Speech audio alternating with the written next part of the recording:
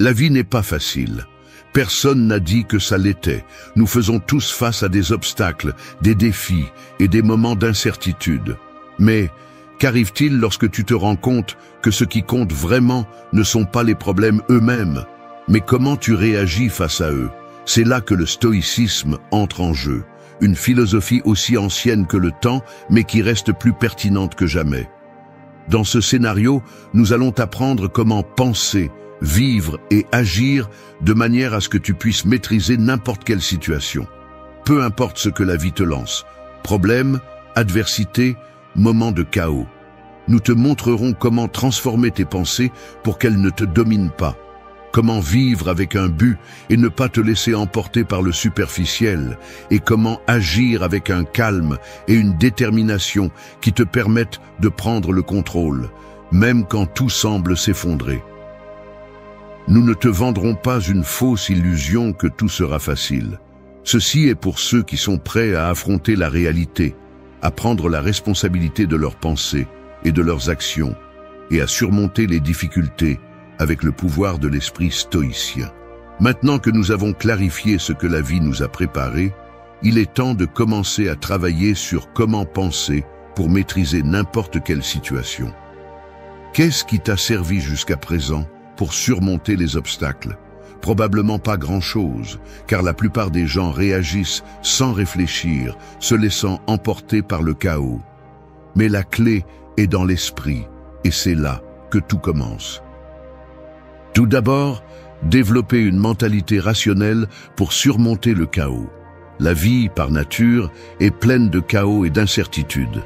Personne n'échappe aux circonstances imprévisibles qui nous défient. Lorsque tout s'effondre autour de vous, la première chose qui surgit est un torrent d'émotions.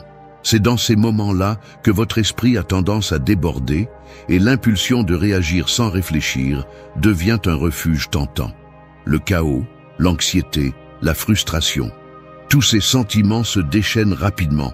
La facilité avec laquelle vous vous laissez emporter par eux peut vous faire sentir impuissant, mais c'est précisément là que le pouvoir d'un esprit rationnel entre en jeu. Dans ces moments de turbulence, ce qui vous aidera vraiment ne sont pas les émotions à fleur de peau, mais la capacité de prendre du recul, de respirer profondément et d'agir à partir d'un lieu de clarté mentale. Lorsque vous permettez aux émotions de prendre le contrôle, la confusion s'empare de vous et la réaction impulsive a tendance à vous mener sur le mauvais chemin. C'est le moment crucial où la mentalité rationnelle entre en jeu. Décidez de réfléchir profondément avant de réagir est ce qui peut vous sauver des conséquences négatives des décisions précipitées. Pourquoi réagir quand vous pouvez penser? La raison est votre meilleur allié face au chaos, et le calme que vous cherchez n'arrive que lorsque vous choisissez la réflexion sur l'impulsivité. La sérénité n'est pas quelque chose qui arrive par accident, c'est une compétence qui se cultive avec la pratique constante de mettre la raison au-dessus des émotions. L'esprit rationnel ne se limite pas seulement à penser avant d'agir, mais devient également un refuge où la clarté prédomine sur la confusion. Chaque fois que vous décidez de ne pas vous laisser emporter par la tempête émotionnelle, chaque fois que vous mettez un frein à la réaction impulsive, vous renforcez votre capacité à prendre des décisions plus sages et calculées. Avec le temps, cette habitude devient automatique. Lorsque vous parvenez à cultiver un esprit rationnel, le chaos perd son pouvoir sur vous. C'est comme si, au lieu d'être une victime des circonstances, vous deveniez l'observateur tranquille, capable de trouver des solutions lorsque les autres se sentent perdus. La pensée rationnelle est un muscle qui doit être constamment exercé. La sérénité arrive non seulement avec le temps, mais aussi avec la pratique de décider de penser avant de réagir. Chaque fois que vous le faites, chaque fois que vous mettez le calme avant la réponse impulsive, vous vous rapprochez du contrôle que vous souhaitez avoir sur votre vie. C'est un processus graduel, mais à chaque étape, vous développez la force qui vous permettra de faire face à n'importe quel chaos avec un esprit clair et un cœur ferme. La prochaine étape consiste à contrôler tes pensées négatives avant qu'elles ne te contrôlent. L'esprit humain est un champ de bataille constant, et les pensées négatives ont le pouvoir de le dominer si nous n'apprenons pas à les gérer. Ces pensées surgissent presque automatiquement, souvent alimentées par la peur, l'insécurité ou le pessimisme. Si tu ne les contrôles pas à temps, elles peuvent déformer ta réalité, affectant ton état émotionnel et ta capacité à agir clairement. Beaucoup de personnes vivent dans un cycle constant de pensées négatives qui les empêche d'avancer, de générer de nouvelles idées ou même de profiter du présent. La première étape pour te libérer de ce contrôle est l'auto-observation. Il est nécessaire d'être conscient de ce qui se passe dans ton esprit à chaque instant. Au lieu de te laisser emporter par une pensée négative qui se présente, il est vital de t'arrêter et de la remettre en question. Est-ce vraiment vrai ce que tu penses? Est-ce que cela te sert à quelque chose?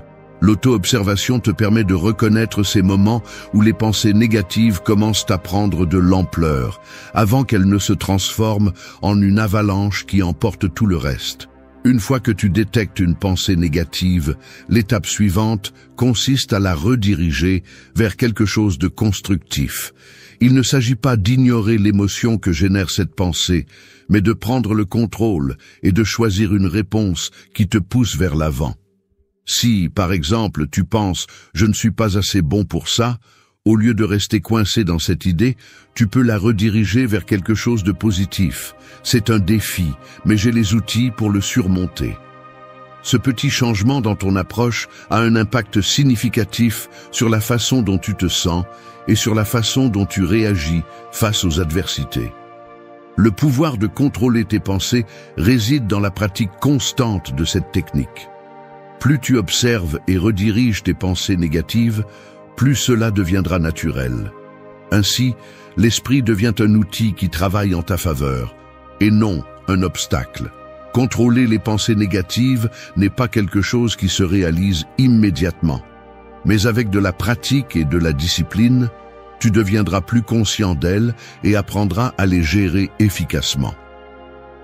Ensuite, accepte ce que vous ne pouvez pas changer et concentrez-vous sur ce que vous pouvez. Il y a des choses hors de votre contrôle et les accepter avec sérénité est l'un des piliers du stoïcisme. Qu'est-ce que vous gagnez en luttant contre ce que vous ne pouvez pas changer? Rien. La lutte constante contre l'inévitable ne fait que vous épuiser, vous remplir de frustration et vous voler l'énergie que vous pourriez utiliser de manière plus productive. La sagesse stoïcienne vous enseigne que l'acceptation est libératrice. Il ne s'agit pas de se rendre ou d'être passif face aux adversités, mais de reconnaître ce qui est hors de votre portée et de concentrer toute votre énergie sur ce que vous pouvez contrôler. Lorsque vous décidez d'accepter ce que vous ne pouvez pas changer, vous vous libérez du fardeau émotionnel qui provient de l'attachement à l'incontrôlable. La frustration s'évapore et à sa place, un espace pour le calme et la concentration apparaît. Accepter ce que vous ne pouvez pas changer vous donne une vision claire de ce qui compte vraiment. Au lieu de lutter contre le courant, vous pouvez commencer à vous concentrer sur ce qui est vraiment entre vos mains, vos pensées, vos attitudes et vos actions. Ce sont ces trois domaines qui constituent votre sphère de contrôle, et c'est sur eux que vous devez concentrer votre énergie. Si vous perdez du temps et des efforts à lutter contre ce que vous ne pouvez pas changer, vous finissez par ignorer ce que vous pouvez faire. Comment vous réagissez aux événements, comment vous choisissez de penser à eux et comment vous décidez d'agir face à eux. Il est facile de tomber dans le piège de penser que nous devons tout changer, mais la vérité est que le véritable contrôle réside dans la façon dont nous gérons ce qui nous arrive. Si un problème vous préoccupe et qu'il est hors de votre contrôle, acceptez que vous ne pouvez rien y faire. Cependant, vous avez un contrôle absolu sur la façon dont vous décidez de le percevoir et comment vous réagissez à lui.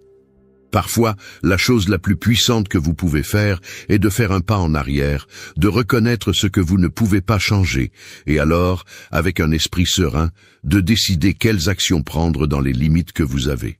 Concentrez-vous sur ce que vous pouvez faire, pas sur ce que vous ne pouvez pas changer. Cela ne signifie pas que vous devez être passif ou résigné, mais que vous devez être sage et concentrer votre énergie sur ce qui compte vraiment, ce qui dépend de vous. Cette approche non seulement réduit le stress, mais vous permet également d'agir avec plus de clarté et d'efficacité, sachant que vous utilisez votre temps et votre énergie de manière efficace, sans les gaspiller dans des batailles que vous ne pouvez pas gagner. Et enfin, entraîne ton esprit à trouver l'équilibre dans l'adversité. Le véritable défi de la vie n'est pas d'éviter les difficultés, c'est d'apprendre à rester calme lorsqu'elles surgissent. Les adversités sont inévitables et font partie de ce qui nous façonne en tant qu'êtres humains. Faire face à des problèmes personnels, professionnels ou à des situations imprévues est quelque chose avec lequel nous devons tous composer. Ce qui est important, c'est la façon dont nous réagissons face à elles. Sommes-nous emportés par les émotions ou trouvons-nous la sérénité au milieu du chaos? La réponse à cette question réside dans l'entraînement de notre esprit à être un refuge dans les moments les plus difficiles. Quand les difficultés surgissent, il est plus facile de tomber dans le désespoir ou la colère. Mais ce qui te permet de traverser ces tempêtes est la capacité de maintenir le contrôle interne. La sérénité n'est pas quelque chose qui est donné, mais quelque chose qui est cultivé avec la pratique de l'autocompréhension et du détachement émotionnel. En comprenant pourquoi une situation t'affecte d'une certaine manière, tu peux prendre du recul émotionnel et voir les choses d'un point de vue plus rationnel. Ce détachement n'implique pas l'indifférence, mais une façon de gérer les émotions de sorte qu'elles ne te contrôlent pas, mais que tu les utilises comme des outils pour ta propre croissance. Lorsque tu pratiques le détachement émotionnel, tu arrêtes de réagir de manière impulsive et tu commences à prendre des décisions basées sur ce qui compte vraiment. C'est crucial, car dans les moments difficiles, la tendance naturelle est de laisser les émotions dicter nos réponses, ce qui nous conduit presque toujours à des décisions précipitées. Le détachement te permet d'observer tes émotions sans qu'elles n'obscurcissent ton jugement, ce qui est essentiel pour maintenir le calme et la clarté. La résilience émotionnelle se développe de cette façon. Ce n'est pas la capacité d'éviter la souffrance, mais la capacité de s'en remettre et d'en tirer des leçons. Pratiquer la résilience, jour après jour, face aux adversités, te permettra de trouver l'équilibre même lorsque tout semble chanceler. Chaque défi, au lieu de te renverser, te renforcera et t'apprendra comment rester ferme et serein face à n'importe quelle tempête. Cet entraînement mental est un processus constant. Plus tu le pratiques, plus il sera facile de maintenir ton calme intérieur, quelles que soient les circonstances qui t'entourent. Maintenant, ce n'est que le début, car tout ce que tu fais dans la vie dépendra de la façon dont tu commences à penser. L'état d'esprit que tu cultives sera le pilier qui te soutiendra au milieu des défis, des émotions et des adversités. Si tu contrôles tes pensées, tu maîtriseras ta vie. Maintenant, tu travailleras sur comment vivre pour maîtriser n'importe quelle situation. La vie ne concerne pas seulement ce que tu penses, mais aussi comment tu agis, comment tu te comportes face aux circonstances auxquelles tu es confronté. Qu'as-tu fait jusqu'à présent pour vivre de manière pleine et sereine? Tout d'abord, vis avec conscience et présence, ne te laisse pas emporter par les impulsions. Le stoïcisme nous enseigne que vivre dans le présent est essentiel pour atteindre la sérénité. Mais qu'est-ce que cela signifie vraiment de vivre avec conscience? Cela signifie être pleinement impliqué dans ce que tu fais, avec chaque action et chaque pensée, sans te laisser emporter par le bruit intérieur ou extérieur. Vivre avec conscience n'est pas quelque chose qui arrive par accident, mais cela nécessite une pratique constante. Au lieu de simplement passer à travers la vie sans questionner ce que tu fais ou comment tu te sens, cela t'invite à être un observateur actif de ton expérience. Combien de fois as-tu fait quelque chose automatiquement, sans vraiment prêter attention? Combien de fois as-tu réagi impulsivement, laissant les émotions ou les désirs te guider au lieu de choisir consciemment comment agir? Le stoïcisme dit que lorsque nous ne sommes pas conscients, nous nous laissons emporter par le tourbillon de pensées et d'émotions qui nous affectent, perdant le contrôle de ce qui compte vraiment. La première étape est d'apprendre à être présent. Cela ne signifie pas éliminer tout ce que tu ne peux pas contrôler, mais apprendre à concentrer ton attention sur ce que tu peux vraiment gérer, tes pensées, tes réactions et tes actions. Chaque moment est une opportunité de prendre des décisions conscientes, au lieu d'être dominé par la routine ou par l'impulsion du moment. La conscience constante te permet de répondre, au lieu de réagir impulsivement. Cette pratique t'aide à garder le contrôle et à ne pas te perdre dans le bruit de la vie quotidienne. Vivre avec conscience, c'est aussi te libérer des fardeaux du passé et des soucis de l'avenir. Il est facile de tomber dans l'habitude de revivre les erreurs passées ou d'anticiper ce qui n'est pas encore arrivé, mais cela ne fait que te voler le pouvoir du présent. Lorsque tu parviens à être pleinement présent, tu te rends compte que le maintenant est la seule chose que tu as vraiment, et c'est là que tu peux faire la différence. Vivre consciemment te donne la clarté pour prendre des décisions plus sages et te rapproche d'une vie plus sereine, alignée avec ce qui compte vraiment. Ensuite, trouver la paix intérieure au milieu du bruit extérieur. La vie moderne est remplie de bruit, de distractions et de pressions qui nous bombardent constamment. Des exigences du travail aux attentes sociales, il semble que tout soit conçu pour nous déstabiliser. La société nous pousse à faire plus, à être toujours connectés et à respecter des normes qui ne correspondent pas toujours à ce dont nous avons réellement besoin.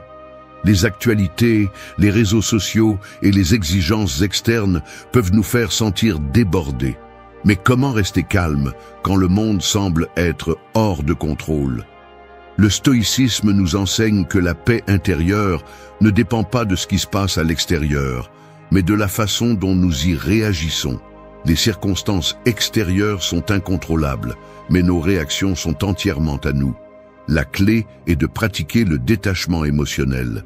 Il ne s'agit pas de vous déconnecter de tout, mais de lâcher prise sur ce que vous ne pouvez pas contrôler.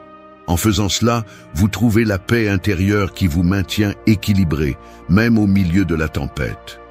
Lorsque vous vous libérez du besoin de contrôler l'extérieur, vous vous permettez de trouver la tranquillité en vous.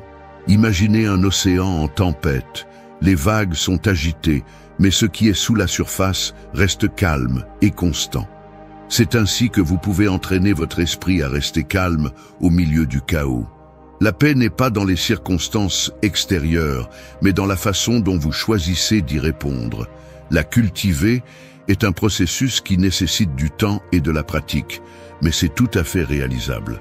Chaque fois que vous choisissez de maintenir votre sérénité au lieu de céder au stress ou à la frustration, vous renforcez votre paix intérieure. La véritable liberté réside dans la capacité à maintenir cette paix, indépendamment du bruit qui vous entoure. Avec le temps, cette pratique deviendra une habitude naturelle et votre paix intérieure sera plus forte que toute perturbation extérieure. Ensuite, développez une attitude résiliente face à l'adversité. Les difficultés font partie intégrante de la vie et la souffrance est quelque chose avec laquelle nous devons tous composer à un moment donné. Que ce soit une perte, un échec, ou simplement les hauts et les bas que nous expérimentons tous, la douleur est inévitable. Cependant, ce qui définit vraiment une personne n'est pas la souffrance qu'elle affronte, mais comment elle choisit d'y répondre. La vie n'est pas toujours juste, mais ce que nous pouvons contrôler, c'est notre réaction face aux difficultés. C'est là que la résilience joue un rôle crucial. Il ne s'agit pas d'éviter la souffrance, mais de la manière dont nous la confrontons. Le stoïcisme nous enseigne à voir les difficultés non pas comme des obstacles insurmontables, mais comme des opportunités de croissance. Chaque revers, chaque erreur et chaque échec nous offre une leçon déguisée, une opportunité d'améliorer et de renforcer notre caractère. Cette perspective change radicalement la façon dont nous affrontons les moments difficiles. Au lieu de voir la souffrance comme quelque chose qui nous arrête, nous pouvons la voir comme une porte ouverte à l'auto-transformation. Chaque défi est une occasion d'apprendre quelque chose de nouveau sur nous-mêmes et sur la vie, si nous sommes prêts à voir la situation d'un point de vue plus large. La résilience n'est pas la capacité d'éviter la souffrance, mais la capacité de la surmonter avec dignité en apprenant de chaque expérience. Il ne s'agit pas de réprimer les émotions ou d'ignorer la douleur, mais de comprendre que la souffrance est une partie naturelle de l'existence humaine. C'est à travers cette souffrance que nous grandissons réellement, lorsque nous sommes capables de l'affronter avec courage et sagesse. La clé est de ne pas laisser la douleur nous définir ou nous faire perdre notre chemin. La véritable résilience est la capacité de continuer à avancer, de maintenir notre paix intérieure et d'apprendre des difficultés, en les utilisant pour notre transformation personnelle. Il ne s'agit pas de ne pas ressentir, d'être insensible, mais d'apprendre à répondre avec sagesse à la souffrance. La résilience, alors, devient un exercice de choix conscient. Choisir comment répondre à l'inévitable, choisir le chemin de l'apprentissage, de la croissance et de l'évolution personnelle. Finalement, sois maître de ton temps et de ton énergie, non des désirs des autres. La modération est l'une des vertus les plus fondamentales du stoïcisme et elle est essentielle pour vivre une vie alignée sur ce qui compte vraiment. Nous vivons dans un monde saturé de distractions, de demandes externes et d'attentes de toutes sortes, familiales, professionnelles, sociales. Au milieu de ce bruit, nous perdons souvent de vue nos propres objectifs et valeurs, nous laissant entraîner par ce que les autres considèrent comme important ou parce que l'environnement nous impose. Le temps est l'une des ressources les plus précieuses que nous possédons, et pourtant nous le gaspillons facilement dans des tâches et des préoccupations qui ne correspondent pas à notre véritable but. La première étape pour reprendre le contrôle est d'apprendre à dire non. Dire non ne signifie pas être égoïste ou insensible, mais être fidèle à soi-même. Il ne s'agit pas de rejeter tout ce qui vient de l'extérieur, mais d'établir des limites claires pour protéger ce qui compte vraiment. Les pressions extérieures, les distractions et les désirs des autres peuvent détourner notre attention et notre énergie. Si tu n'es pas vigilant, le temps dont tu disposes est consommé par des tâches et des engagements qui ne servent pas ton but, tes objectifs ou ton bien-être. Il est crucial de prioriser ce qui est vraiment précieux pour toi, car sinon, tu te retrouveras à vivre une vie que tu n'as pas choisie, mais que tu as acceptée par inertie. Être maître de ton temps et de ton énergie implique une prise de décision consciente. Lorsque tu es capable d'évaluer ce qui contribue réellement à ta croissance et à ton bien-être, tu peux concentrer ton énergie sur ce qui te rapproche de tes objectifs. Apprendre à prioriser l'essentiel, à mettre de côté ce qui n'a pas de valeur pour toi et à dire non à ce qui ne te sert pas, est un acte d'autodiscipline qui te rend le contrôle de ta vie. Lorsque tu es confronté aux demandes du monde extérieur, rappelle-toi que tu es celui qui a le pouvoir de choisir comment dépenser ton temps et quelles activités méritent ton énergie. En faisant cela, tu gagneras non seulement du temps, mais aussi de la clarté. Vivre en accord avec tes valeurs et tes objectifs te permet de prendre des décisions alignées sur ce que tu veux vraiment, ce qui te rapproche d'une vie pleine et authentique. Ce processus de maîtrise de ton temps et de ton énergie te permettra de vivre avec un plus grand but, en harmonie avec tes principes et avec un contrôle absolu sur ton chemin. Il est maintenant temps de commencer à travailler sur comment agir pour maîtriser n'importe quelle situation. La vie ne concerne pas seulement ce que tu penses ou comment tu vis, mais ce que tu fais avec cette clarté et cette tranquillité que tu as cultivées. Combien de fois t'es-tu retrouvé paralysé, hésitant ou procrastinant lorsque vient le moment de passer à l'action? La différence entre ceux qui avancent et ceux qui restent en arrière ne réside pas dans l'absence de difficultés, mais dans la manière dont ils choisissent d'agir lorsqu'elles se présentent. Agir ne signifie pas simplement réagir, mais décider avec courage, conviction et but. Tout d'abord, agis avec courage, sans te laisser paralyser par la peur. La peur est une émotion naturelle, une réponse instinctive que nous éprouvons tous face à l'inconnu, à l'incertain et au potentiellement dangereux. C'est un mécanisme de défense qui nous alerte sur les risques, mais quand il devient le protagoniste de nos décisions, il devient un obstacle. Cependant, le stoïcisme nous enseigne que, bien que la peur soit inévitable, elle ne doit pas nous contrôler.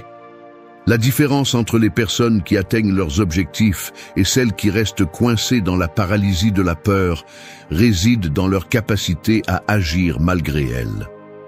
La peur ne disparaît jamais complètement, mais le courage se manifeste lorsque nous passons à l'action, même si la peur est toujours présente. Le courage ne signifie pas ne pas ressentir de peur, mais le reconnaître et décider d'avancer malgré tout. La peur a le pouvoir de nous paralyser, de nous faire douter de nos capacités, de nous arrêter avant de faire le premier pas.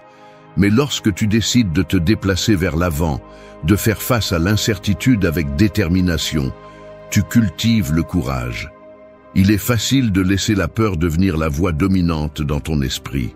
Elle te dit que tu n'es pas prêt, que le risque est trop grand, que l'échec est imminent. Cependant, le stoïcisme nous enseigne que ce qui est juste et nécessaire ne coïncide pas toujours avec ce qui est confortable ou sûr. Les grandes réalisations proviennent rarement de lieux confortables. Il faut du courage pour faire ce qui est nécessaire, même lorsque le chemin semble incertain. Agir avec courage est une expression de confiance en tes principes et en ta capacité à gérer ce qui vient. Il ne s'agit pas d'éliminer la peur, mais d'accepter qu'elle est présente et, malgré tout, de faire ce qui est juste. Le courage n'est pas quelque chose qui surgit de nulle part. Il se construit au moment de l'action. Chaque fois que tu décides de faire un pas vers l'inconnu, sans que la peur t'arrête, tu renforces cette capacité à prendre des décisions avec courage. La peur est une partie naturelle du processus, mais elle ne doit pas être le facteur déterminant dans ce que tu fais ou ne fais pas. La véritable force se trouve dans la décision d'agir, de continuer à avancer même lorsque l'incertitude t'entoure.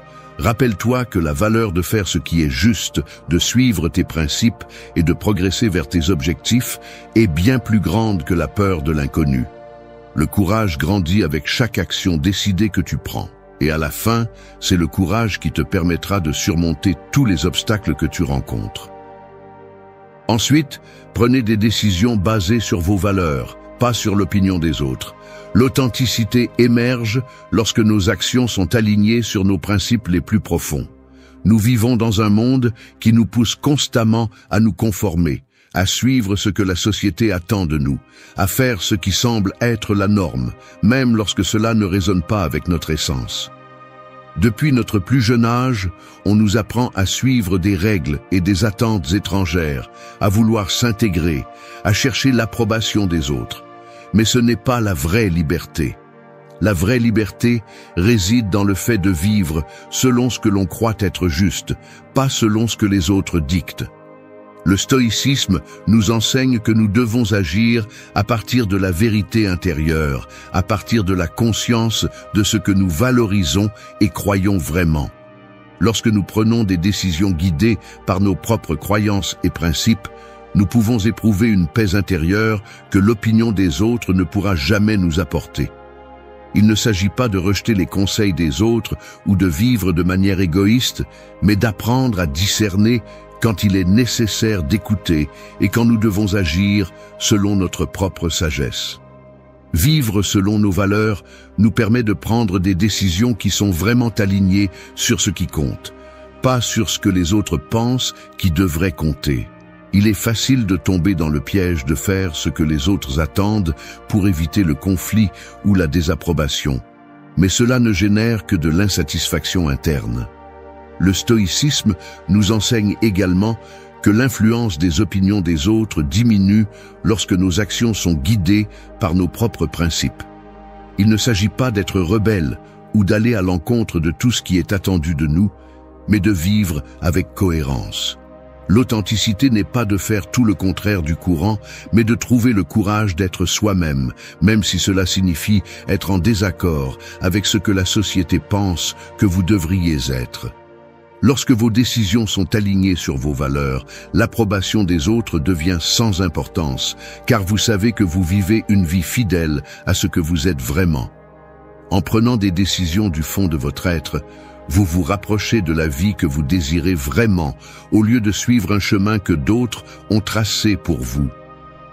C'est la clé pour trouver un but et une satisfaction à chaque pas que vous faites. L'authenticité vous mène vers la vie qui est vraiment la vôtre, pas la vie que les autres veulent pour vous. Ensuite, garde ton calme dans l'action, sans précipitation ni impulsivité. Dans une société qui valorise la rapidité et l'immédiateté, le stoïcisme nous enseigne que la vitesse n'est pas toujours synonyme d'efficacité. Nous vivons dans un monde qui nous pousse constamment à agir rapidement, à prendre des décisions hâtives, comme si chaque moment était une urgence. Cependant, l'action précipitée, motivée par l'anxiété ou la pression, produit rarement de bons résultats. Souvent, lorsque nous agissons sans réfléchir, nous prenons des décisions impulsives et mal fondées que nous regrettons par la suite.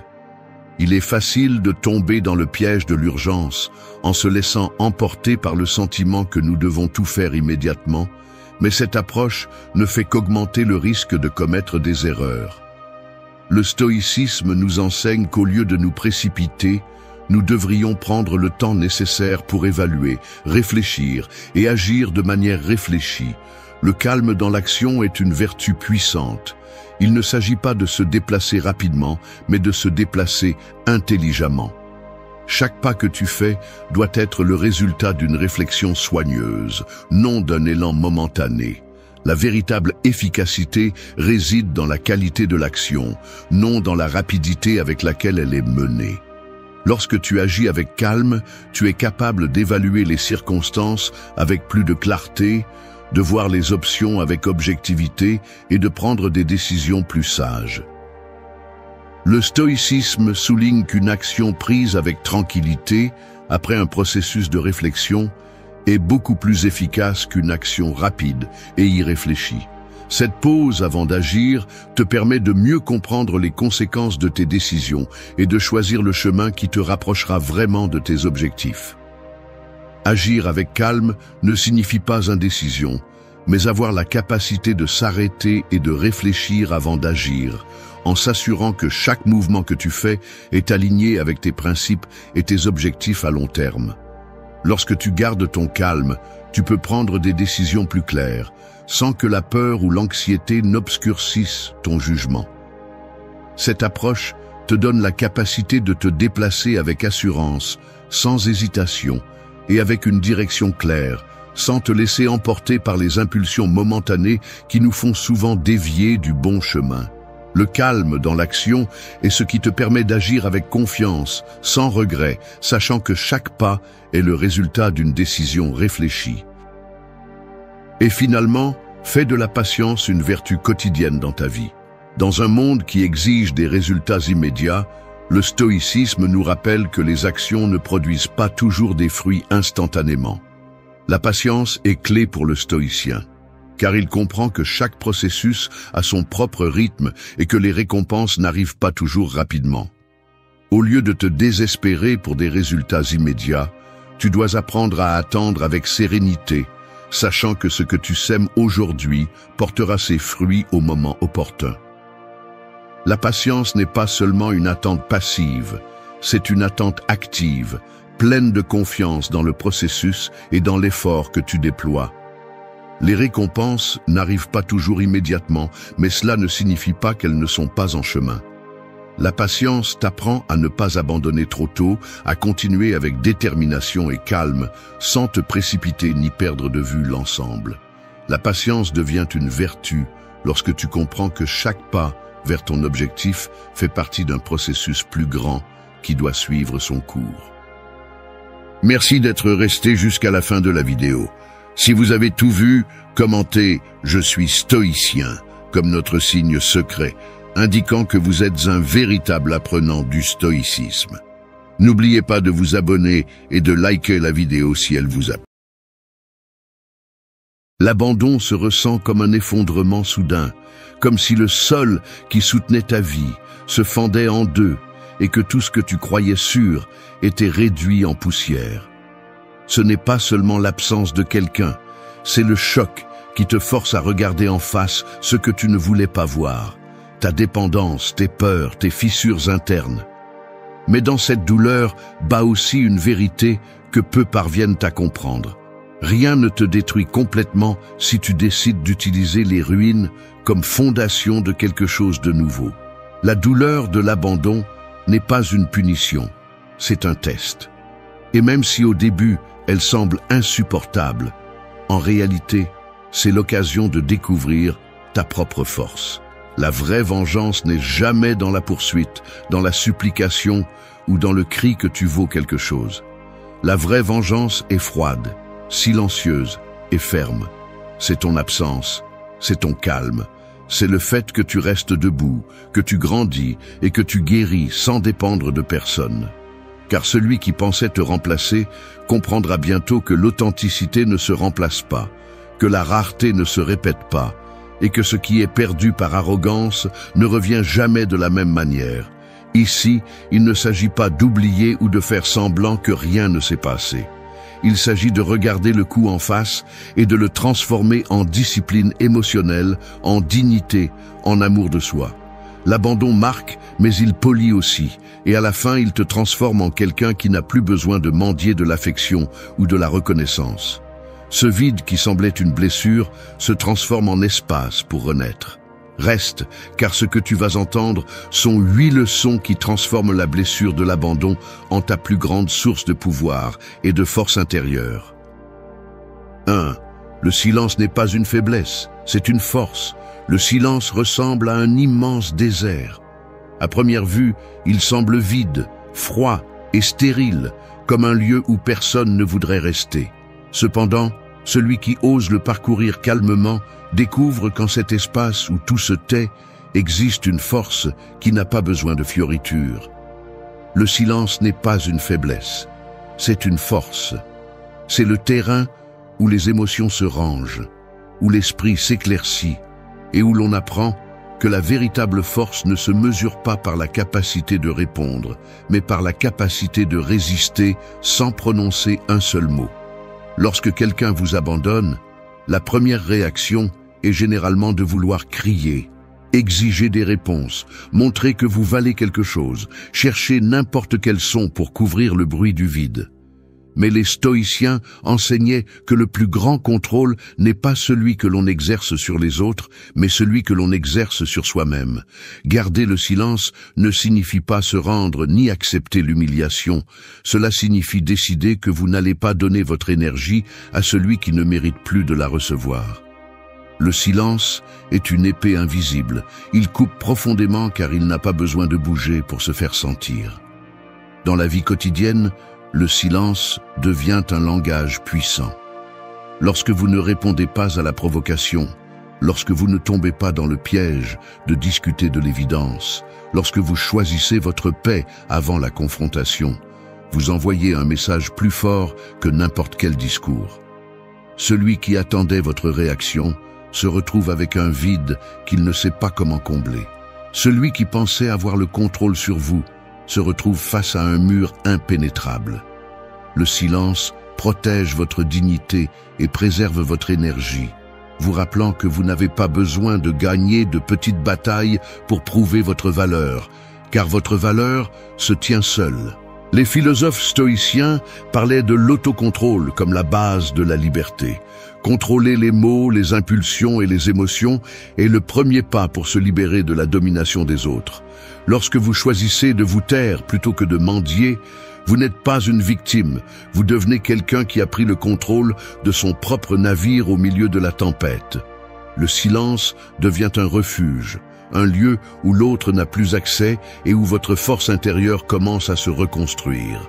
En pratique, cultiver le silence signifie résister à l'envie d'envoyer ce message, de vérifier cet appel manqué, de chercher des explications qui ne font qu'ouvrir de nouvelles blessures. Cela signifie accepter que l'abandon en dit plus sur celui qui part que sur celui qui reste. C'est comprendre que se taire n'est pas une absence de réponse, c'est la réponse la plus puissante que vous pouvez donner. Parce que pendant que l'autre continue à chercher à l'extérieur ce qu'il ne trouve pas à l'intérieur, vous apprenez à vous regarder et à vous reconnaître comme suffisant. Le silence vous entraîne également à la patience, et la patience est une arme redoutée par ceux qui cherchent à manipuler. Celui qui ne désespère pas, qui ne se précipite pas, qui sait attendre calmement, démontre une force que personne ne peut briser. Ce calme n'est pas de l'indifférence, c'est de la discipline. C'est la capacité de transformer le bruit de l'abandon en une mélodie de confiance en soi. À la fin, vous découvrez que le silence n'est pas vide, c'est de l'espace. De l'espace pour guérir, pour écouter votre propre voix, pour cultiver l'amour-propre qui avait été caché sous la peur et la dépendance. Le silence ne vous affaiblit pas, il vous rend le contrôle. C'est le rappel que votre vie ne se mesure pas à ce que vous répondez aux autres, mais à la fermeté avec laquelle vous avancez sans besoin. 2. Tu n'es pas remplaçable, tu es rare. Un joyau authentique ne se mesure pas par son éclat sous la lumière artificielle, mais par la rareté qu'il renferme. L'or ressemble à beaucoup de métaux lorsqu'il n'est pas poli, mais seul celui qui le connaît sait que sa valeur est unique. Il en va de même pour toi. Celui qui t'abandonne en pensant que tu es remplaçable démontre qu'il n'a jamais compris ce qu'il avait devant lui. Tu n'es pas une copie en série que l'on trouve à chaque coin de rue, tu es rare, et cette rareté est précisément ta force. Quand quelqu'un part à la recherche d'une autre personne pour combler un vide, il pense pouvoir remplacer l'absence par un visage différent, par une nouvelle présence. Cependant, tôt ou tard, la vie enseigne que l'authenticité ne se remplace pas. La rareté n'a pas de réplique, l'authenticité ne se fabrique pas, et ce qui est perdu par négligence ne se récupère pas facilement. Les stoïciens rappelaient que la valeur de quelque chose ne réside pas dans l'opinion d'autrui, mais dans son essence. De la même manière, ta valeur ne diminue pas parce que quelqu'un n'a pas su la reconnaître. L'abandon donne l'impression d'avoir été rejeté, comme si ce que tu étais n'avait pas été suffisant. Mais cette idée est une tromperie de l'ego blessé. Tu n'as pas été rejeté. Tu n'as tout simplement pas été vu dans ta totalité. La personne qui ne sait pas apprécier la profondeur ne regarde que la surface, et quand la surface ne l'amuse plus, elle en cherche une autre. Cela ne signifie pas que tu as perdu ta valeur. Cela signifie que tu montrais un trésor à quelqu'un d'aveugle. Et aucun trésor ne devient moins précieux parce que quelqu'un ne le voit pas. Dans la vie quotidienne, tu peux te rappeler cette vérité en acceptant ta rareté. Il ne s'agit pas de s'adapter partout.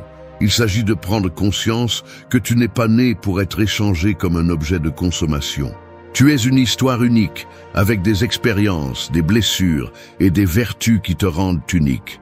La société moderne pousse à croire qu'il y aura toujours quelqu'un de mieux, plus attirant, plus réussi.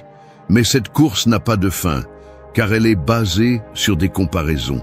Celui qui comprend sa rareté cesse de courir et commence à marcher avec assurance, sachant que ce qu'il est n'est pas négociable. Les stoïciens parlaient de la valeur intrinsèque de la vertu. Tout comme la justice, la tempérance et la sagesse sont précieuses en elles-mêmes, sans se soucier de combien les reconnaissent, ton essence l'est aussi. Tu n'as pas besoin de la validation de celui qui t'a remplacé pour affirmer ta rareté. Tu as juste besoin de te rappeler que l'authenticité ne fait pas de compétition. Être rare, c'est avoir une marque qui ne se répète pas, et cette marque est ce qui te rend irremplaçable. L'abandon peut se ressentir comme une insulte, mais en réalité, c'est une libération. Parce que si quelqu'un pensait que tu étais facile à remplacer, il t'a montré que sa vision n'était jamais à ta hauteur. Tu n'as rien perdu, tu as été libéré de quelqu'un incapable de voir ta valeur. Et c'est la vérité qui donne le plus de pouvoir. Tu n'as pas besoin que tout le monde te comprenne. Tu as besoin d'être entouré de ceux qui reconnaissent ta singularité sans hésiter. À la fin, tu comprends que être rare n'est pas une condamnation, c'est ta force. La rareté est ce qui te protège d'être une copie de plus, ce qui fait de ta vie un chemin différent. Tu n'es pas remplaçable parce que tu n'es pas venu au monde pour répéter des histoires étrangères. Tu es rare, et dans cette rareté se trouve le pouvoir de te relever après l'abandon avec une conviction que personne ne pourra imiter. Celui qui est parti en pensant qu'il pourrait te remplacer comprendra bientôt que la rareté ne se remplace pas. Et pendant ce temps, tu auras déjà trouvé dans ta singularité la plus grande source de fierté et de force. 3.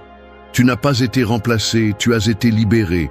Une cage dorée peut briller tellement que pendant un moment, tu oublies que c'est une prison. Tu t'habitues à ses barreaux, au confort qu'elle offre, même à la sécurité qu'elle semble te donner. Mais le jour où la porte s'ouvre et que quelqu'un décide de partir, au début tu ressens le vide de l'abandon, le coup de la solitude, le vertige de ne pas savoir quoi faire sans cette présence. Cependant, si tu y réfléchis bien, ce qui s'est passé n'était pas une perte, mais une libération. Tu n'as pas été remplacé, tu as été libéré d'une cage qui ne te laissait jamais voler. La douleur initiale fait croire que celui qui est parti t'a remplacé, que quelqu'un d'autre occupe maintenant la place que tu as perdue. Cette vision est le piège de l'ego blessé, qui se convainc que tout tourne autour des comparaisons. Mais la réalité est différente. Quand quelqu'un décide de partir, il ne dit pas que tu es moins, il montre qu'il n'a jamais été prêt à rester vraiment. Et au lieu de vivre piégé dans cette instabilité, la vie te libère pour que tu trouves un espace où ta valeur ne dépend pas de la volonté changeante d'un autre.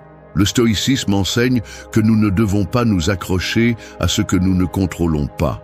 S'accrocher à quelqu'un qui a décidé de partir est comme essayer de retenir de l'eau entre les doigts.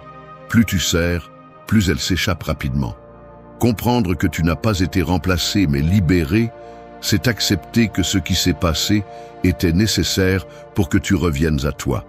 Parce que parfois l'abandon est la façon dont la vie te déracine d'un endroit où tu te perdais. Dans la vie quotidienne, cette leçon se pratique avec gratitude envers la libération, même si au début cela fait mal. Remercier ce que tu as vécu, mais aussi remercier que cela ait pris fin, car cette fin ouvre la possibilité d'un début plus authentique. Se libérer signifie ne plus mendier d'attention, ne plus dépendre d'une validation qui n'arrive jamais, ne plus être à la merci des caprices des autres. Se libérer, c'est revenir à habiter ton propre espace, à retrouver la dignité qui s'érodait dans l'attente de quelque chose qui n'arrivait pas. L'abandon cesse alors d'être une humiliation et devient une opportunité. Les stoïciens répétaient que chaque obstacle est une matière première pour grandir. L'abandon, vu sous cet angle, est la matière première de ta liberté émotionnelle. Celui qui est parti ne t'a pas remplacé, il s'est simplement retiré de ton chemin. Et en le faisant, il a laissé de la place pour que tu occupes ta vie avec quelque chose de plus grand. Ta propre force, ton propre calme, ta propre capacité à aimer sans dépendre. Il n'est pas facile d'arriver à cette compréhension. L'ego insiste pour regarder à l'extérieur, se demander avec qui est maintenant cette personne, imaginer des comparaisons. Mais ces images sont des chaînes invisibles. La libération se produit lorsque tu arrêtes de te demander pourquoi tu as été changé et que tu commences à te demander pourquoi cela s'est produit. Et la réponse est claire. Cela s'est produit pour que tu découvres que tu n'es l'ombre de personne, mais la lumière qui doit éclairer son propre chemin. Avec le temps, tu découvres que celui qui t'a remplacé n'a rien gagné, parce que ce qui est parti n'était pas toi dans ta totalité, c'était juste la partie de toi qui se laissait limiter. Ce que tu récupères maintenant est le plus précieux, ta dignité, ton autonomie, ton amour-propre. Tu n'as pas été remplacé, parce que ce qui est authentique ne se change pas, ce qui est authentique se respecte ou se perd. Tu as été libéré, et cette liberté est le cadeau le plus puissant qui puisse naître de la douleur. 4. Le rebond n'est pas de l'amour, c'est une fuite. Un miroir brisé reflète des images déformées. Peu importe combien tu essaies de te regarder dedans, tu ne verras jamais un visage complet, seulement des fragments trompeurs. C'est ainsi que fonctionnent les relations de rebond. Elles semblent être un refuge, mais en réalité, elles sont un miroir fracturé. Ce qui naît immédiatement après l'abandon n'est pas un amour authentique, c'est une fuite désespérée de l'inconfort du vide. Celui qui court vers un autre corps sans d'abord guérir ce qu'il porte à l'intérieur n'aime pas, il se cache à lui-même. Le rebond est une tentative de boucher un trou avec des rustines temporaires. La personne qui le cherche n'offre pas d'amour, mais porte une blessure ouverte qu'elle veut anesthésier avec de la nouveauté. Le stoïcisme enseigne que rien qui naît de l'évasion ne peut apporter une paix durable. Le véritable amour naît de la stabilité, de la tranquillité intérieure, non de l'urgence de fuir la douleur. C'est pourquoi, lorsqu'une personne court vers un rebond, elle ne démontre pas sa force, mais son incapacité à affronter le silence qui suit l'abandon. Dans la vie quotidienne, cela se traduit par ne pas tomber dans le piège de croire que tu as été remplacé par quelqu'un de meilleur. Il ne s'agit pas de compétition, il s'agit de fuite. Le rebond n'est pas la preuve de ton manque de valeur, c'est la preuve de l'incapacité de l'autre à se soutenir lui-même. Comprendre cela change complètement la perspective. Ce qui semblait être une défaite personnelle devient une révélation sur la fragilité émotionnelle de celui qui est parti. Accepter cette vérité est la clé pour retrouver ta paix. Lorsque tu arrêtes de te comparer au rebond, tu comprends que tu n'es pas dans la même ligue. Tu as l'opportunité de transformer ta douleur en force, tandis que l'autre personne a choisi de courir vers une illusion. Et les illusions se brisent toujours. Ce qui commence avec intensité se révèle bientôt pour ce qu'il est. Une évasion momentanée, une tentative ratée de combler un vide avec du bruit externe. Les stoïciens enseignaient que la souffrance se multiplie lorsque nous confondons l'apparent avec le réel. Le rebond est pure apparence. Il brille à l'extérieur, mais manque de racines. Il n'a pas le poids de l'amour véritable, car il n'est pas né de la connaissance profonde de l'autre, mais du besoin de ne pas être seul. Savoir cela t'aide à ne pas gaspiller ton énergie à te sentir inférieur. Au contraire, cela réaffirme que la valeur ne se mesure pas à la rapidité avec laquelle quelqu'un te remplace, mais à la fermeté avec laquelle tu décides de guérir sans raccourci. Pratiquer cette leçon signifie ne pas t'obséder avec ce que l'autre fait après son départ. Cela signifie diriger ton attention vers toi, vers ta propre récupération. Le rebond est une distraction dans la vie de celui qui ne supporte pas de se regarder dans le miroir. Tu as l'avantage de traverser la douleur les yeux ouverts, de construire une force qui ne dépend pas de remplacer, mais de transformer. C'est quelque chose qu'aucune fuite ne peut te donner. Avec le temps, la différence se révèle. Le rebond s'use parce qu'il est né de la hâte, et ce qui naît de la hâte ne dure pas. Ton processus, en revanche, bien que douloureux, te mène à un amour plus grand, l'amour de soi. À la fin, tu découvres que tu n'as jamais été remplacé par quelqu'un de mieux, tu as été témoin d'une fuite. Et pendant que d'autres continuent de fuir d'eux-mêmes, tu apprends à rester avec toi, ferme, authentique et conscient que le véritable amour ne s'improvise pas. Il se construit à partir de la tranquillité. 5. La comparaison est un piège de l'ego. Un poison ne se présente pas toujours dans un flacon sombre, il se présente souvent en gouttes invisibles qui se mélangent à la vie quotidienne. La comparaison fonctionne de la même manière, elle semble inoffensive, elle semble naturelle, mais peu à peu elle intoxique l'esprit et consume la paix intérieure. Chaque fois que tu te mesures à un autre, chaque fois que tu regardes ce que quelqu'un d'autre a ou représente, tu empoisonnes ta propre essence. Et lorsque ce poison se mélange à la douleur de l'abandon, le résultat est dévastateur. Tu commences à croire que l'autre a plus de valeur parce que quelqu'un a choisi d'être à ses côtés. L'ego cherche constamment ses pièges. Il veut se comparer parce qu'il ne supporte pas le silence, il a besoin d'une réponse pour apaiser la blessure. Et dans ce besoin, il invente des histoires. Imagine que celui qui est avec la personne qui est partie est meilleur, plus attirant, plus intéressant. Cependant, ce qu'il oublie, c'est que la comparaison n'est jamais juste. Seules les apparences sont mesurées, jamais la profondeur. Et ce qui semble plus brillant en surface peut être vide à l'intérieur. Le stoïcisme enseigne à se concentrer sur ce qui est sous notre contrôle. Te comparer à un autre, c'est sortir de ce terrain sûr et entrer dans un champ que tu ne pourras jamais dominer. Tu ne peux pas contrôler comment est l'autre, ce qu'il offre, ce qu'il prétend.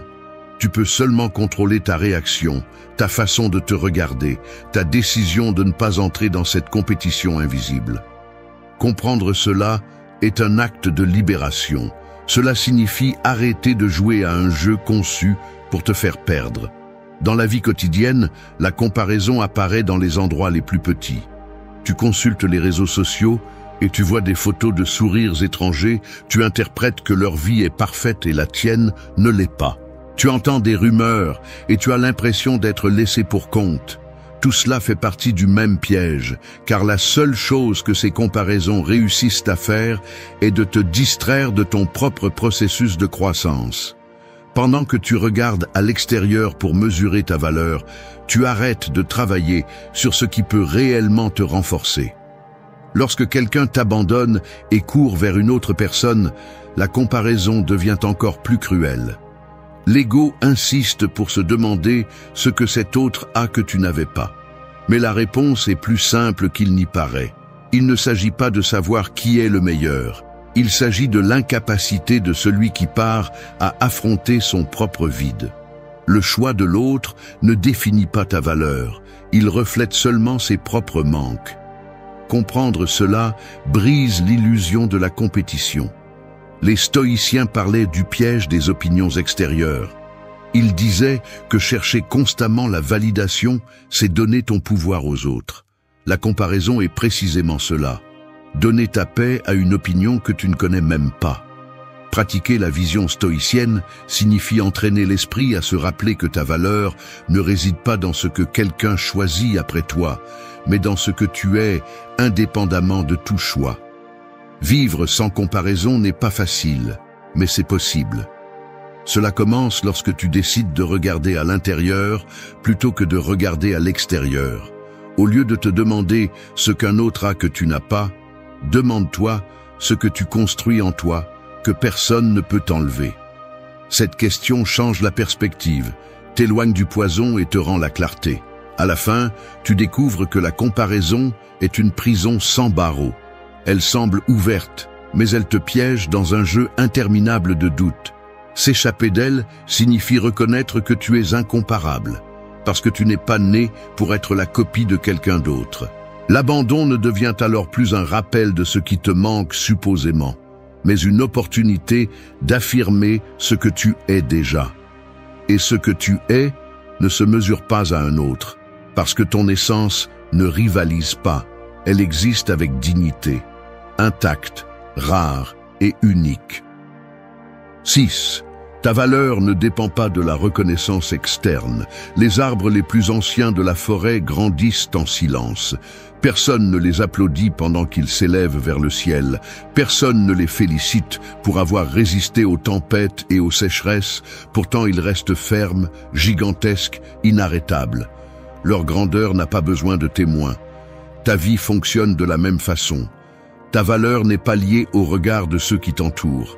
Elle ne diminue pas quand quelqu'un décide de partir. Elle n'augmente pas quand tu reçois des éloges. Ta valeur est comme ces racines cachées sous la terre, invisibles aux yeux, mais indispensables pour tout soutenir. L'abandon fait mal parce qu'il frappe là où c'est le plus fragile, le besoin de validation. Tu penses que si quelqu'un t'a quitté, alors tu n'as pas été suffisant. Ce sentiment te fait penser que ta dignité dépend de l'approbation de l'autre. Cependant, c'est une chaîne mentale que tu peux briser toi-même. Personne n'a le pouvoir de te prendre ce que tu es, à moins que tu ne le lui donnes. Le vrai problème n'est pas l'absence de reconnaissance, mais le fait que tu as appris à mesurer ta valeur avec une mesure étrangère. Les stoïciens avertissaient que baser sa vie sur ce que les autres pensent, c'est devenir esclave. Aujourd'hui, ils t'applaudissent, demain, ils te critiquent. Et si ta paix dépend de ces oscillations, tu vivras coincé dans des montagnes russes émotionnelles. La vraie liberté naît lorsque tu décides que ta dignité n'est pas négociable et que ta valeur est constante, que quelqu'un la reconnaisse ou non. Cette fermeté intérieure est ce qui te protège de l'abandon, parce qu'elle te rappelle que tu restes entier même si quelqu'un a choisi de se séparer. En pratique, cela signifie apprendre à agir sans attendre de récompense externe. Faire ce qui est juste parce que c'est juste, pas parce que quelqu'un le voit. Suivre tes objectifs même si personne ne t'applaudit. Cultiver tes habitudes même s'il n'y a pas de public, parce que ce que tu construis en silence est ce qui dure vraiment. L'approbation externe est fragile, elle dépend des caprices, des modes, des perceptions changeantes. La conviction interne, en revanche, est indestructible lorsque tu la renforces chaque jour. L'abandon, vu sous cet angle, cesse d'être une humiliation et devient une leçon d'autonomie. L'absence de reconnaissance externe est l'occasion de te regarder dans ton propre miroir et d'apprendre à soutenir ton regard sans chercher d'excuses. C'est l'épreuve la plus difficile, te confronter à toi-même sans le bruit des validations. Et c'est aussi la plus puissante, parce que dans ce silence, tu découvres que tu as toujours été suffisant. Les stoïciens enseignaient que la vertu est précieuse en elle-même, non pas parce que quelqu'un la récompense. La justice, la tempérance ou la sagesse n'ont pas besoin d'applaudissements pour exister. De la même façon, ta vie et ton essence ne dépendent pas de quelqu'un qui les nomme. La valeur que tu as est en toi, dans ta capacité à résister, dans ta discipline émotionnelle, dans la façon dont tu choisis de te relever après chaque coup. Celui qui n'a pas su voir cela n'a pas diminué ta grandeur, il a simplement exposé sa cécité. Accepter cela change tout. Tu arrêtes de courir après les regards qui t'approuvent. Tu arrêtes de donner ton énergie dans des tentatives désespérées de prouver ta valeur. Tu commences à vivre à partir d'un centre plus solide, où ton opinion sur toi pèse plus que n'importe quel applaudissement éphémère. L'abandon devient alors un miroir qui reflète ta véritable force, la capacité de marcher avec dignité, même quand personne ne t'accompagne. Avec le temps, tu apprends que celui qui vit de reconnaissance externe est toujours condamné à mendier. Celui qui vit de son essence, en revanche, est libre. Cette liberté est à toi lorsque tu décides d'arrêter de mesurer ta valeur. 7. La véritable guérison commence lorsque tu arrêtes de chercher. Les portes ne sont pas toujours verrouillées. Parfois, elles restent entrouvertes, comme pour te rappeler que tu pourrais toujours y entrer à nouveau. Le problème est que pendant que tu attends que quelqu'un vienne la fermer pour toi, tu restes immobile devant ce seuil, incapable d'avancer. C'est ainsi que fonctionne le désir de clôture après un abandon. Tu attends des explications, des excuses ou des mots qui donnent un sens à la douleur. Tu penses que ce n'est qu'alors que tu pourras guérir, alors qu'en réalité, cette attente devient la prison la plus cruelle. La véritable guérison commence lorsque tu comprends que tu n'as pas besoin que quelqu'un d'autre ferme quoi que ce soit parce que tu as le pouvoir de le faire toi-même. L'abandon éveille l'obsession des réponses. Tu te demandes pourquoi, ce que tu as fait de mal, à quel moment tu as cessé d'être suffisant. Ce besoin d'explication semble logique, mais en réalité, c'est un piège de l'ego qui cherche à prolonger le lien avec celui qui n'est plus là. Les stoïciens enseignaient que s'attacher à ce que l'on ne contrôle pas est à l'origine de la souffrance. Et il n'y a rien de plus hors de ton contrôle que la volonté de quelqu'un qui a déjà décidé de partir. Attendre une clôture externe, c'est attendre que ta paix dépende des mains d'autrui. Et cette attente n'apporte jamais la liberté. Guérir signifie couper ce lien invisible. Tu n'as pas besoin d'entendre des mots qui valident ta douleur, parce que ton expérience la valide déjà. Tu n'as pas besoin d'un dernier geste pour sentir que ton histoire avait un sens. Parce que le sens, tu le construis toi-même avec ce que tu apprends d'elle. Celui qui cherche une clôture éternelle reste piégé dans le même cercle, tandis que celui qui décide de lâcher prise commence à avancer avec assurance. Dans la vie quotidienne, cela se pratique en arrêtant de poursuivre des explications impossibles. Résister à la tentation d'envoyer un message de plus, de chercher une conversation en suspens, d'exiger justice sous forme de mots. Pratiquer la guérison intérieure, c'est accepter que ce qui n'est pas dit a aussi de la valeur, parce que cela t'oblige à trouver tes propres réponses. C'est la force de celui qui ne dépend pas des autres pour se reconstruire. Il apprend à fermer les portes de sa propre main. La véritable clôture se produit en toi, pas à l'extérieur. Elle se produit lorsque tu acceptes que le passé ne peut plus être modifié, que les mots qui n'ont jamais été prononcés ne changent plus ce qui a été vécu, que la personne qui est partie n'est plus responsable de ton futur. Cette acceptation est douloureuse, car elle implique de renoncer à l'illusion de contrôle, mais en même temps, elle est libératrice. C'est le moment où tu cesses d'être prisonnier de l'abandon et commences à être l'architecte de ta propre vie. Les stoïciens rappelaient que la liberté est atteinte lorsque tu décides comment interpréter ce qui se passe, pas lorsque tu réussis à changer ce qui s'est passé. C'est là que réside la clé. Tu peux rester à attendre des excuses qui ne viendront jamais, ou tu peux transformer la blessure en le début de ta force. Ce choix sera toujours le tien, et personne ne peut te le prendre. Avec le temps, tu comprends que cesser de chercher une clôture ne signifie pas ignorer la douleur. Cela signifie lui donner une nouvelle place. Tu cesses de demander « Pourquoi cela m'est-il arrivé ?» et tu commences à demander « Pourquoi cela m'est-il arrivé ?»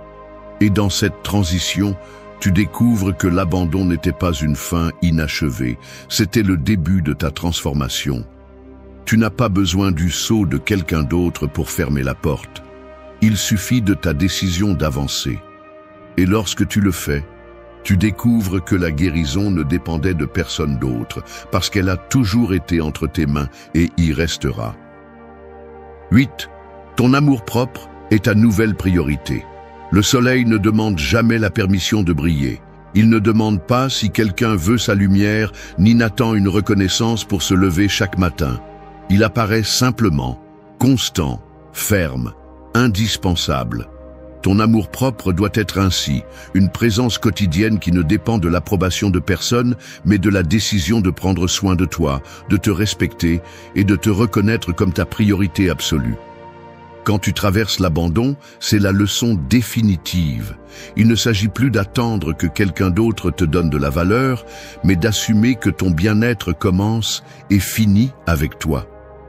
La douleur de l'abandon te force à voir ce que tu avais oublié, que tu avais mis ton bonheur entre les mains d'autres personnes. Et ce don a toujours un prix élevé. C'est pourquoi faire de l'amour-propre ta priorité n'est pas de l'égoïsme, c'est de la survie émotionnelle. Les stoïciens parlaient de l'importance de cultiver la force intérieure, car celui qui se soutient lui-même n'est jamais désarmé face au monde. L'amour-propre est cette force, la discipline de prendre soin de ton esprit, de ton corps et de ton âme sans dépendre de personne d'autre. Le pratiquer au quotidien signifie établir des limites claires, arrêter de mendier de l'affection, t'éloigner de ceux qui ne respectent pas ta valeur et t'entourer de ce qui te pousse à grandir. Cela signifie aussi apprendre à profiter de ta propre compagnie, construire des projets qui naissent de ta volonté et accepter que être seul n'est pas un échec, mais une opportunité de consolider ta grandeur. L'amour-propre ne consiste pas à te regarder dans le miroir et à répéter des phrases vides. Il s'agit d'actions concrètes qui démontrent que ton bien-être est sacré. C'est la conclusion de toutes les leçons précédentes. Le silence, la rareté, la libération, l'absence de comparaison, l'indépendance de la reconnaissance, tout converge ici. Parce qu'à la fin, tout pointe vers la même chose, devenir le gardien de ta dignité. L'abandon ne sera plus une blessure ouverte, il sera l'étincelle qui a allumé ta transformation. Tu n'as pas besoin de prouver quoi que ce soit. Tu n'as pas besoin de rivaliser, tu n'as pas besoin de prouver ta valeur. Tout ce dont tu as besoin, c'est de cultiver l'amour-propre avec une telle fermeté que personne ne pourra jamais te faire tomber à nouveau. Le message est clair. Quand quelqu'un te perd, ton histoire ne se termine pas, ton renouveau commence. La vraie vengeance n'est pas dans les cris, ni dans la preuve que tu as de la valeur. Elle est dans ton calme, dans ton silence, dans ta capacité à guérir sans dépendre de personne. L'abandon t'a poussé vers la plus grande leçon. Maintenant, tu es ta priorité. Et quand l'amour-propre occupe cette place, rien ni personne ne peut te briser à nouveau. Rappelle-toi toujours ceci. Celui qui ose choisir l'amour-propre sur la dépendance émotionnelle cesse d'être une victime et devient le créateur de son destin. Ce n'est pas l'abandon qui marque ta vie, c'est ce que tu décides de faire avec. Tu peux le traîner comme une chaîne ou l'utiliser comme le fer avec lequel tu forges ta nouvelle armure. Et à ce moment-là, la douleur cesse d'être un ennemi et se transforme en le maître qui t'a appris à être indestructible. Merci d'être resté jusqu'à la fin de la vidéo. Si vous avez tout vu, commentez « Je suis stoïcien » comme notre signe secret, indiquant que vous êtes un véritable. Marcher dans la vie ressemble à naviguer au milieu d'une mer agitée.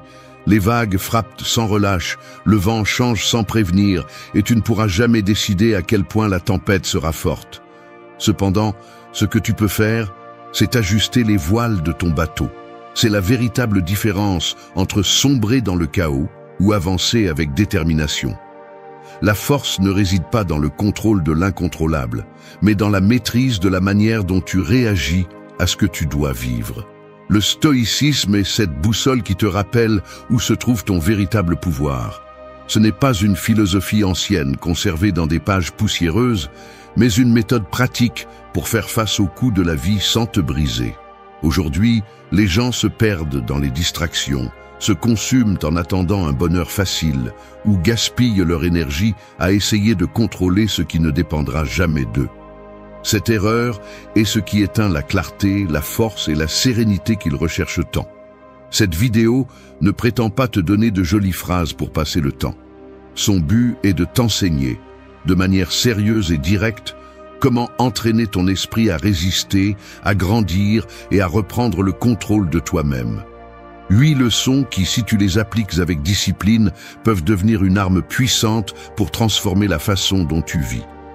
Reste jusqu'à la fin, car ce que tu découvriras ici n'est pas un réconfort éphémère, mais une façon de vivre capable de te redonner la liberté intérieure et de continuer ta vie de la meilleure façon possible. 1. Arrête d'attendre le moment parfait et agis aujourd'hui. Un sablier ne s'arrête jamais, les grains tombent sans interruption et ne s'arrêteront pas pour ta volonté. Tu peux le retourner encore et encore, mais tu ne peux jamais empêcher le sable de continuer à tomber. Il en va de même pour la vie. Le temps ne se fige pas pour que tu sois prêt. Il n'attend pas que tu aies moins peur, ni que les circonstances s'alignent. Croire au moment parfait est comme espérer qu'une mer en tempête se calme par compassion pour toi. C'est une douce illusion confortable et destructrice, car pendant que tu attends ce moment idéal, tu laisses passer les jours qui auraient pu te rapprocher de ton but. Les stoïciens l'avaient bien compris, le seul terrain solide est le présent. Tout le reste est illusion. Le lendemain est hors de ton contrôle et le passé ne t'appartient plus, mais le présent est le seul espace où tu peux agir avec clarté. Chaque fois que tu décides de retarder un changement, chaque fois que tu dis « plus tard », tu renforces la chaîne invisible de l'inaction. Et cette chaîne pèse plus lourd que n'importe quel échec, car celui qui échoue n'est pas celui qui essaie et tombe, c'est celui qui n'ose jamais faire le pas. Agir aujourd'hui ne signifie pas se lancer sans raison ni mesure. Cela signifie ne pas se rendre face à la paralysie du perfectionnisme. Marc Aurèle rappelait que perdre du temps, c'est perdre la vie, car ce que tu remets réellement à plus tard, ce ne sont pas des heures, mais des fragments de toi-même qui ne reviendront pas. Si tu attends de te sentir prêt, tu ne le seras jamais. La vraie préparation naît en chemin, pas avant. Le caractère se forge avec les mains à l'œuvre, pas avec des plans parfaits dans la tête. Regarde autour de toi. Combien d'idées meurent parce qu'elles ont été gardées pour un meilleur lendemain? Combien de rêves finissent oubliés parce que quelqu'un a cru que ce n'était pas encore le moment? La vérité est dure mais libératrice. Il n'y aura jamais de moment parfait. Et si ce que tu désires a du sens, commence aujourd'hui avec ce que tu as, même si cela semble peu, même si ce n'est pas idéal. Cette action, aussi petite soit-elle, est déjà un acte de rébellion contre l'inertie qui dévore des vies entières.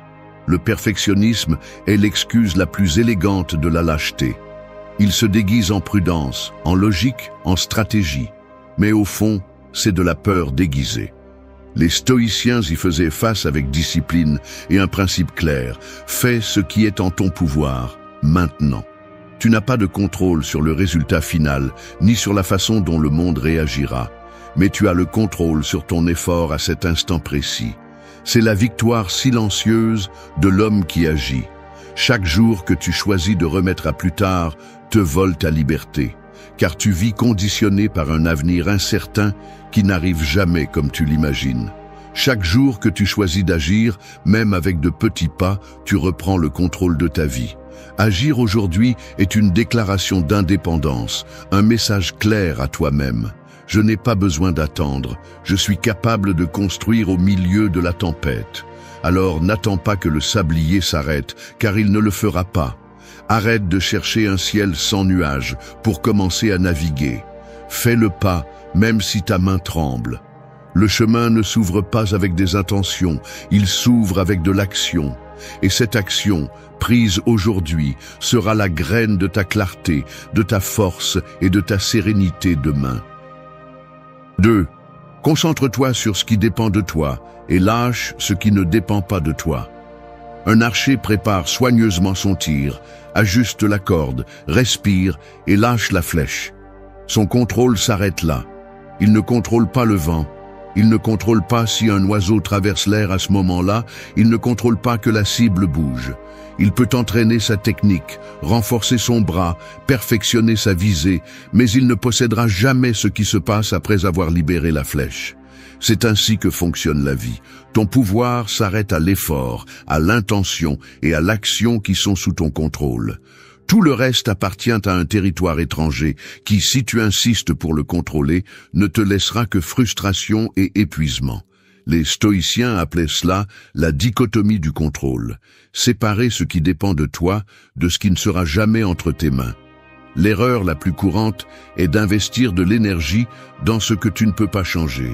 Les opinions des autres, les réactions inattendues, la chance, les caprices du destin. Pendant ce temps, tu abandonnes la seule chose que tu peux vraiment contrôler. Tes décisions, ta discipline, ta réponse à chaque situation. Prétendre le contraire, c'est comme vouloir arrêter la marée avec tes mains. La mer suivra son cours, et le seul vrai pouvoir est d'apprendre à naviguer ses mouvements. Lorsque tu concentres ton attention sur ce qui dépend de toi, tu libères une énergie immense qui était auparavant piégée dans l'anxiété. Le poids de contrôler l'incontrôlable est comme porter un sac à dos plein de pierres qui ne t'appartiennent pas. Chaque attente sur le comportement des autres, chaque tentative de forcer tout à être comme tu l'imagines, ajoute une autre pierre à ton dos.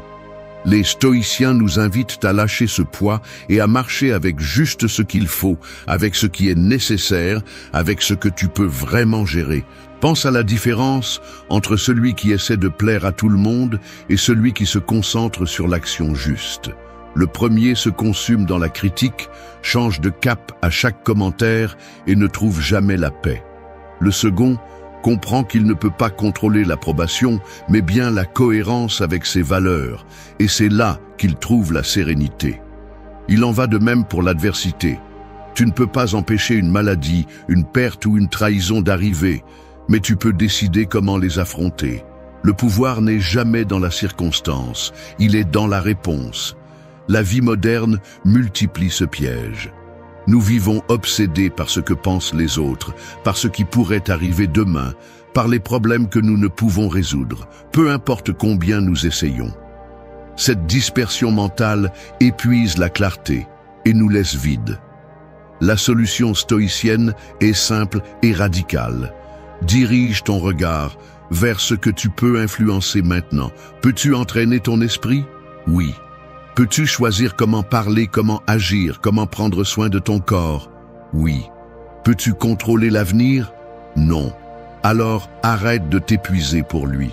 La grandeur ne se mesure pas par ce que tu contrôles à l'extérieur, mais par la maîtrise que tu atteins à l'intérieur. Les stoïciens parlaient de liberté intérieure, celle qui ne dépend pas des gouvernements, des climats, ni des volontés étrangères. Personne ne peut te prendre ton attitude, ta décision de garder ton calme, ta détermination à continuer avec courage. Et quand tu comprends cela, tu découvres qu'une grande partie de la souffrance était inutile, née de la lutte contre un mur qui ne bougerait jamais. L'archer ne maudit jamais le vent, il se concentre sur l'entraînement de la main qui tient l'arc. Tu n'as pas non plus besoin de te battre avec ce que tu ne peux pas changer. Concentre-toi sur ce qui est sous ton pouvoir, lâche le reste et tu verras comment ton esprit s'éclaircit. Parce qu'au final, La vraie victoire n'est pas de contrôler le monde, mais de te conquérir toi-même. 3. Accepte la douleur quand elle arrive, mais ne nourris pas la souffrance. Le feu ne demande pas si tu le veux près de toi, il brûle simplement. Si tu tends la main vers lui, tu ressentiras la blessure, que tu le veuilles ou non. C'est ainsi que la douleur agit dans la vie. Elle n'arrive pas avec ton permission. Elle ne respecte pas les horaires. Elle ne demande pas si tu es prêt. Elle se présente soudainement et te force à l'affronter. Prétendre une existence sans douleur est une illusion dangereuse, car la vie, avec toute sa beauté, est aussi faite de pertes, de coups, de déceptions et d'épreuves. La douleur est inévitable, mais ce que tu peux éviter, c'est de la transformer en souffrance. Cette différence est ce qui définit si tu sors renforcé d'une situation ou si tu finis par te briser intérieurement. Les stoïciens ont bien compris que la douleur fait partie naturellement du chemin, mais que la souffrance est une construction mentale qui dépend de toi.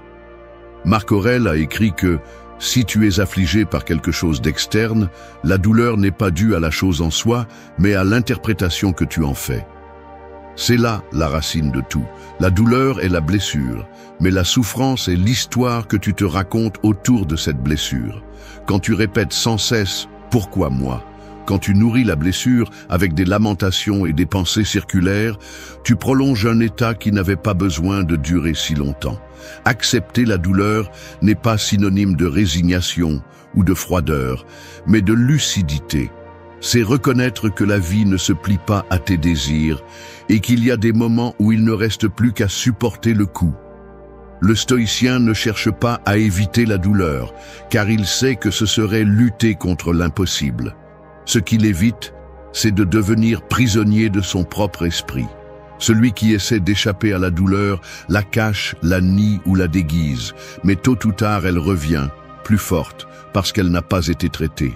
En revanche, celui qui l'accepte fermement la traverse et la transforme en force. La différence entre la douleur et la souffrance peut être illustrée par un exemple clair. Tu perds un emploi. La douleur surgit immédiatement. L'incertitude, la peur, le sentiment de vide. Il est naturel et humain de la ressentir. Mais la souffrance commence quand, au lieu de chercher des solutions ou d'apprendre de l'expérience, tu te répètes pendant des semaines que tu ne vaux rien, que tout est contre toi, que tu ne pourras jamais te relever. Ce dialogue interne est le véritable ennemi, car il prolonge inutilement une blessure qui était déjà faite. Les stoïciens parlaient de l'importance de séparer l'inévitable de l'optionnel. La douleur appartient à l'inévitable, elle fait partie de la condition humaine. La souffrance, en revanche, est optionnelle, car elle dépend de ta participation. Épictète le résumait dans un enseignement radical. Ce ne sont pas les choses qui nous blessent, mais l'opinion que nous avons d'elles. Si tu adoptes une vision claire, tu peux ressentir la douleur sans te noyer dans la boue de la souffrance. Accepter la douleur signifie aussi lui donner un sens. La tristesse utile enseigne, te rend plus conscient, te montre ce que tu valorises et ce que tu as besoin de renforcer. La tristesse toxique, en revanche, t'enferme seulement dans une boucle sans issue. Savoir les distinguer est un entraînement nécessaire. La douleur que tu acceptes peut devenir ton maître, celle que tu rejettes devient ton bourreau.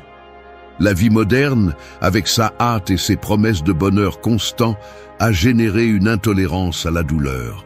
On nous a fait croire que ressentir de l'inconfort est une erreur, que la tristesse doit être éliminée immédiatement.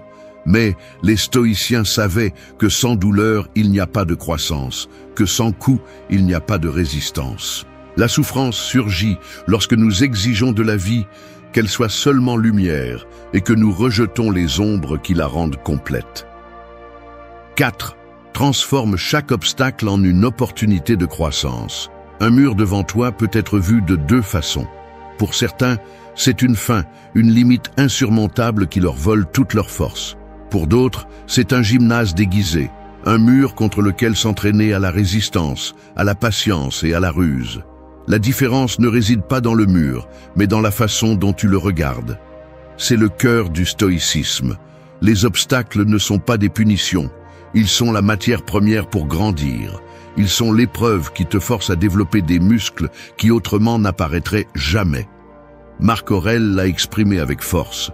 Ce qui se met en travers de la route devient la route.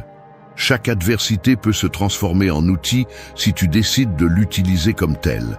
L'erreur commune est de supposer que les problèmes sont des ennemis.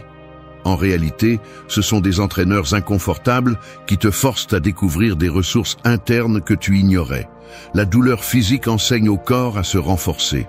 De la même manière, l'obstacle mental enseigne à l'esprit à être plus clair et résistant.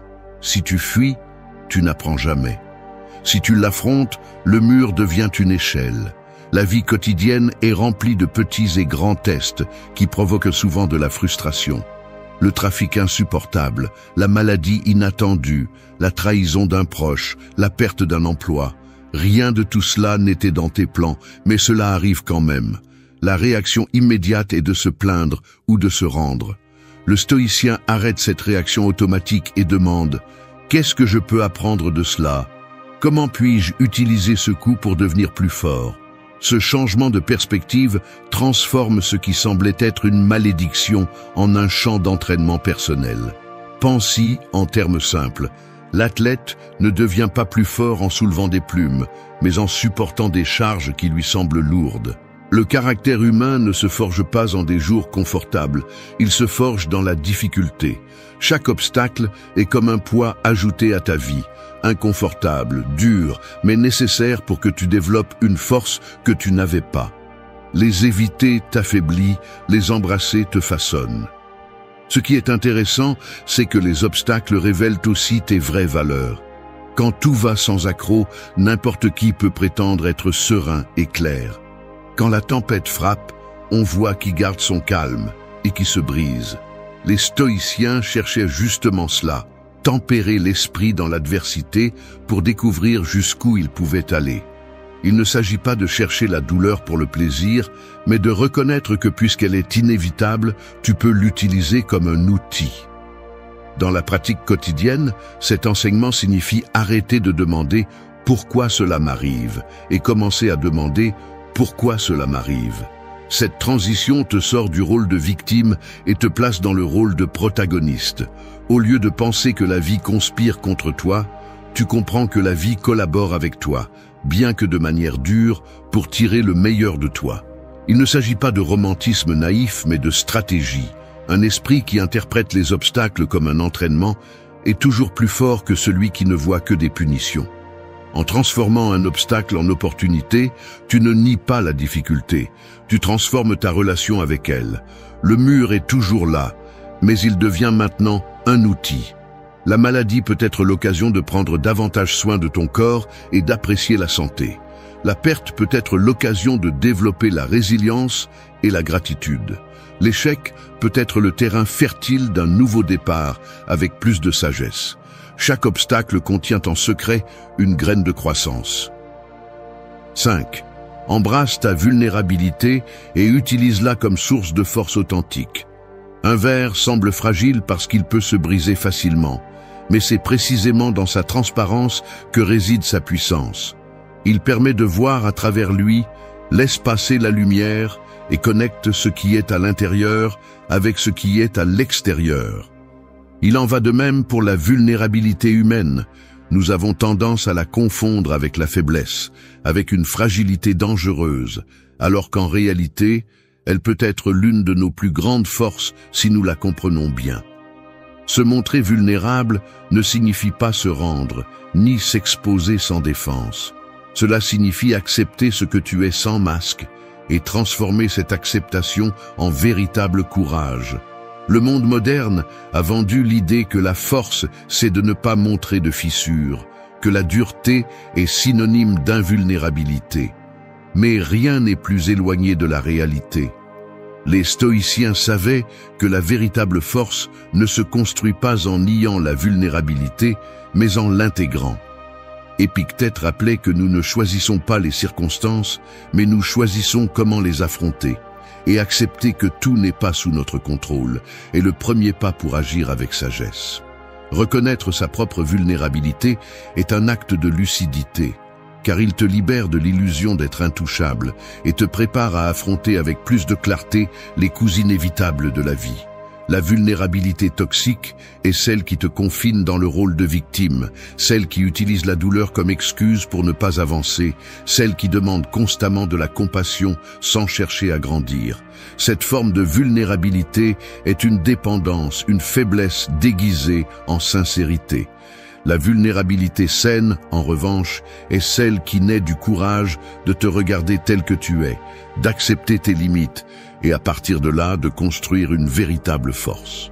Il ne s'agit pas d'exhiber des blessures pour susciter la pitié, mais de les reconnaître pour apprendre à les guérir et à les transformer. En pratique, embrasser ta vulnérabilité signifie oser dire ce que tu ressens sans craindre d'être jugé. Reconnaître quand tu as besoin d'aide sans penser que cela te rend inférieur, te permettre d'échouer sans que l'échec détruise ton estime de toi. Cela signifie arrêter de dépenser de l'énergie à construire une fausse armure et la diriger vers le renforcement de ton caractère. Lorsque tu acceptes que tu peux te briser, tu découvres également que tu peux te réparer. Et cette capacité de réparation est beaucoup plus puissante que n'importe quelle façade rigide. La véritable force naît précisément de cette transparence. Pense à quelqu'un qui a toujours l'air d'aller bien, qui ne montre jamais de fatigue ni de peur. Cette personne peut sembler forte, mais en réalité, elle est piégée dans un masque. Il suffit d'un coup inattendu pour que cette façade s'effondre. En revanche, celui qui a accepté ses fissures, qui reconnaît ses peurs et ses limites, est déjà prêt à résister, car il ne dépend pas d'une illusion. La vulnérabilité le rend flexible, et la flexibilité est ce qui survit aux tempêtes les plus dures. Les stoïciens pratiquaient ce principe en affrontant leurs propres peurs et en acceptant l'incertitude comme partie intégrante de la vie. Ils savaient que la rigidité extrême se brise, tandis que la flexibilité consciente résiste. Montrer sa vulnérabilité, c'est accepter que tu ne contrôles pas tout, que tu peux perdre, que tu peux ressentir de la douleur, et pourtant marcher la tête haute. Ce courage humble est plus puissant que n'importe quelle façade de dureté vide. La prochaine fois que tu penses que te montrer vulnérable est un signe de faiblesse, souviens-toi que c'est dans cette ouverture que se cache ta force. Car le véritable pouvoir n'est pas de prétendre que rien ne t'affecte, mais d'avoir la capacité d'être honnête avec toi-même, de supporter tes fragilités et de les transformer en moteur de croissance. La vulnérabilité bien comprise est la preuve que tu n'as pas besoin d'être invincible pour être fort. Tu as besoin d'être authentique. 6. Fais de tes valeurs non négociables ta boussole dans chaque décision. Les tempêtes les plus dangereuses ne sont pas toujours celles que tu vois à l'horizon, mais celles qui se lèvent en toi quand tu ne sais pas où aller. Dans la vie, ce n'est pas le manque d'opportunités qui fait le plus de dégâts, mais l'absence d'une direction claire. Quand tu n'as pas de valeurs solides pour guider ta route, n'importe quel vent te pousse, n'importe quelle voix externe te confond, n'importe quelle tentation te détourne. C'est pourquoi les valeurs non négociables sont plus que de simples idées. Ce sont des ancres et des boussoles qui maintiennent ta direction quand tout autour semble instable. Le problème de beaucoup est qu'ils changent de principe selon la commodité du moment. Aujourd'hui, ils défendent quelque chose si cela leur est bénéfique. Demain, ils le trahissent si cela les dérange. Cette façon de vivre épuise, car chaque concession détruit peu à peu le respect de soi. Les stoïciens l'avaient bien compris. L'intégrité est la base de la force intérieure. Sénèque rappelait qu'il n'y a pas de vent favorable pour celui qui ne sait pas à quel port il se dirige, et cette phrase résume clairement ce qui se passe quand tu agis sans valeur définie. Les valeurs non négociables ne sont pas des phrases que tu dis pour bien paraître, ce sont des engagements profonds que tu tiens même quand personne ne te regarde. Cela signifie que si ton principe est l'honnêteté, tu ne l'abandonnes pas, même si tu mens par commodité. Cela signifie que si ta boussole est la justice, tu ne fermes pas les yeux quand tu vois une injustice parce que c'est plus confortable pour toi. Cette fermeté ne te rend pas rigide, elle te rend fiable, d'abord pour toi-même et ensuite pour les autres. Vivre avec des valeurs claires n'évite pas les difficultés, mais te donne de la sérénité face à elles. Quand tu sais ce que tu ne vas jamais négocier, les décisions se simplifient. Tu ne perds pas de temps à hésiter entre ce que tu désires et ce que tu dois, car tu as déjà un cadre qui ordonne tes actions. La valeur est de choisir ce qui est juste, même si cela implique des sacrifices, car à la fin, ce que tu perds en confort, tu le gagnes en force intérieure. Le monde actuel promeut le contraire, relativisme, commodité, recherche de raccourcis. On récompense celui qui obtient des résultats, même s'il trahit ce qu'il a dit croire. Mais cette victoire est éphémère, car tôt ou tard, le vide se fait sentir. Les stoïciens enseignaient que la véritable liberté vient de l'obéissance à ta raison et à tes principes, pas à la pression externe ou aux caprices du moment. Celui qui est guidé par des valeurs solides peut perdre des batailles immédiates, mais il gagne la guerre la plus importante, celle de ne pas se trahir lui-même. Tes valeurs non négociables sont ton refuge dans l'adversité et ton filtre dans l'abondance. Elles t'empêchent de te corrompre quand tu as du pouvoir et de te rendre quand tu fais face à la douleur. Sans elles, tu es comme une feuille emportée par le vent. Avec elles, tu es comme un arbre qui résiste à la tempête parce que ses racines sont profondes. Fais de tes valeurs ta boussole et ne les change pas par commodité. C'est la différence entre vivre comme quelqu'un qui improvise chaque jour ou vivre comme quelqu'un qui sait qui il est et où il va. Et quand tu réussis à maintenir cette cohérence, tu découvriras qu'en plein milieu de la confusion du monde, tu auras toujours la clarté pour avancer avec assurance. 7. Pratique chaque jour l'art de lâcher ce que vous ne contrôlez pas. L'eau que vous essayez d'attraper avec vos mains s'échappe toujours entre vos doigts. Peu importe la force que vous utilisez, vous ne pourrez jamais la retenir. C'est l'image parfaite de ce qui se passe lorsque vous vous accrochez à l'incontrôlable. Vous investissez de l'énergie, vous vous épuisez, mais à la fin vous restez vide, fatigué et les mains vides. La vie est pleine de ces eaux impossibles à contenir, le passé qui ne revient pas, les décisions des autres, la chance de demain. Les stoïciens ont compris que la sérénité n'est pas atteinte en luttant contre cela, mais en le lâchant fermement, en reconnaissant que la liberté naît lorsque vous décidez de laisser aller ce qui n'a jamais dépendu de vous. L'erreur la plus courante est de penser que lâcher prise équivaut à abandonner.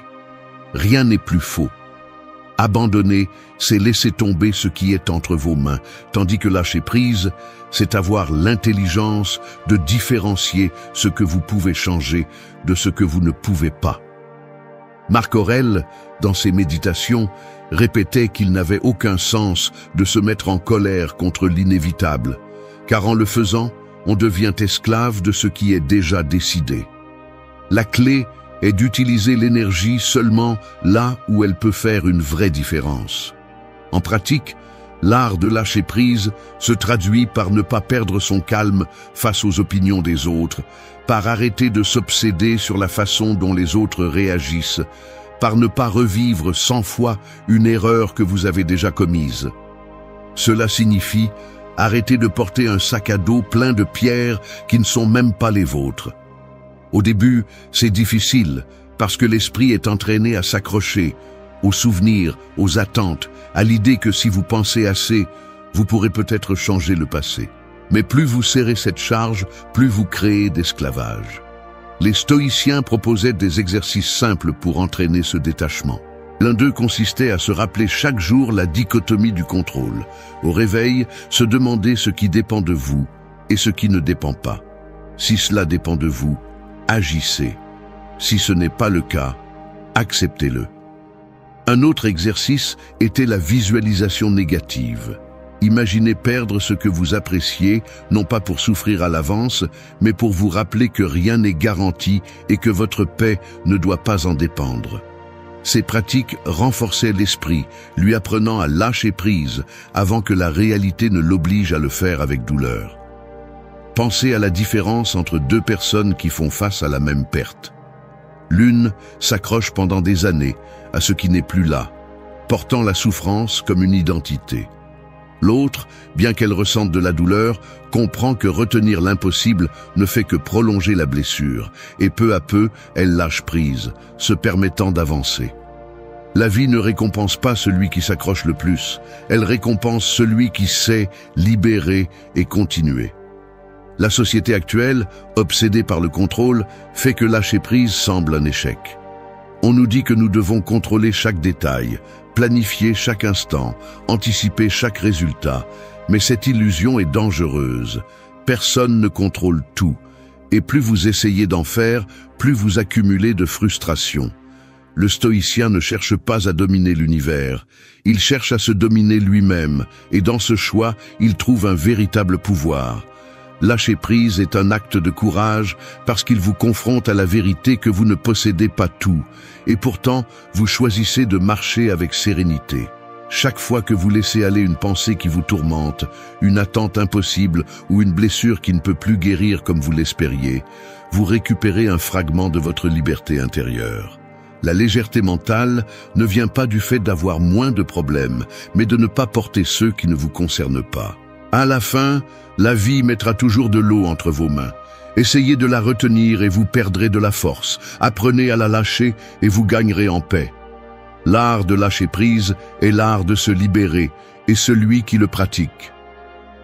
8. Souviens-toi toujours, tu ne contrôles pas le vent, mais tu peux ajuster tes voiles. Un marin ne peut pas décider où le vent soufflera, ni combien de temps durera la tempête, ni combien de temps la mer mettra à se calmer. Il peut crier, il peut maudire, il peut résister, mais le vent suivra son cours sans lui demander son avis. La seule chose qui est vraiment entre ses mains est la façon dont il place ses voiles. Cette image est l'essence du stoïcisme appliqué. Le monde avance avec des forces que tu ne contrôleras jamais, et prétendre les dominer est aussi inutile que vouloir arrêter une tempête avec tes mains. La sagesse consiste à apprendre à bouger tes voiles, à t'adapter avec clarté et fermeté sans te briser face à l'inévitable. L'erreur la plus courante est de vivre avec l'obsession de vouloir que tout se passe exactement comme tu l'imagines. Tu veux que les gens agissent comme tu l'attends, que les plans se déroulent dans les moindres détails, que la vie obéisse à tes calculs. Et quand cela n'arrive pas, la frustration, la colère, le sentiment d'injustice apparaissent. Mais la vie n'a jamais promis de se conformer à tes désirs. Les stoïciens l'avaient bien compris, tu ne peux contrôler que l'extérieur, seulement ta réponse. La différence entre couler et avancer réside dans la flexibilité que tu as à bouger tes voiles face au vent contraire. Accepter cette vérité ne te rend pas passif, au contraire, elle fait de toi un stratège. Parce que si tu sais que le vent est incontrôlable, tu arrêtes de gaspiller de l'énergie à lutter contre lui et tu l'investis dans ce que tu peux gérer, ta discipline, tes valeurs, tes décisions. C'est là l'essence de la liberté stoïcienne, non pas l'illusion de dominer le monde, mais la capacité de te gouverner toi-même en toutes circonstances. Dans la vie quotidienne, ajuster tes voiles signifie beaucoup de choses. Cela signifie ne pas rester paralysé lorsque les plans changent, mais t'adapter rapidement. Cela signifie ne pas être obsédé par la critique destructrice de quelqu'un, mais décider comment tu la reçois et ce que tu en fais. Cela signifie que si le chemin que tu avais prévu est bloqué, tu cherches une autre direction sans te victimiser. Chaque ajustement de voile est un acte de lucidité qui te rappelle que, bien que tu ne sois pas le maître du vent, tu n'as jamais cessé d'être le capitaine de ton bateau. Les stoïciens pratiquaient ce principe dans tous les aspects de leur vie. Marc Aurèle, en tant qu'empereur, faisait face à des trahisons, des guerres et des maladies, mais il trouvait la sérénité en se rappelant que le contrôle absolu n'existe pas, que sa tâche n'était pas de faire en sorte que tout se passe comme il le souhaitait, mais de répondre avec vertu à ce qui arrivait. Cette même idée peut s'appliquer aujourd'hui. Ton travail peut être instable, tes relations peuvent changer, ta santé peut faillir, mais tu auras toujours la capacité d'ajuster tes voiles et de continuer à naviguer. La majeure partie de la souffrance humaine provient de la résistance à l'inévitable. Nous prétendons que la vie soit un calme perpétuel, que la mer soit toujours sereine. Et quand la tempête arrive, au lieu de bouger les voiles, nous nous lamentons que le vent ne soit pas juste. Mais la mer ne sera jamais juste ni injuste, elle est simplement. Il en va de même pour la vie. Et quand tu acceptes cela, tu retrouves du pouvoir. Parce que tu comprends que ce qui semble être une adversité peut aussi être un élan, selon la façon dont tu ajustes ton cap. Se rappeler que tu ne contrôles pas le vent mais bien les voiles est une invitation à vivre avec responsabilité et liberté en même temps. Tu n'es pas l'esclave des forces extérieures, mais tu n'en es pas non plus le maître. Ton pouvoir réside dans l'équilibre. Accepter ce que tu ne changes pas et agir avec discipline sur ce que tu peux influencer. Et quand tu parviens à maintenir cette attitude, tu découvriras que même les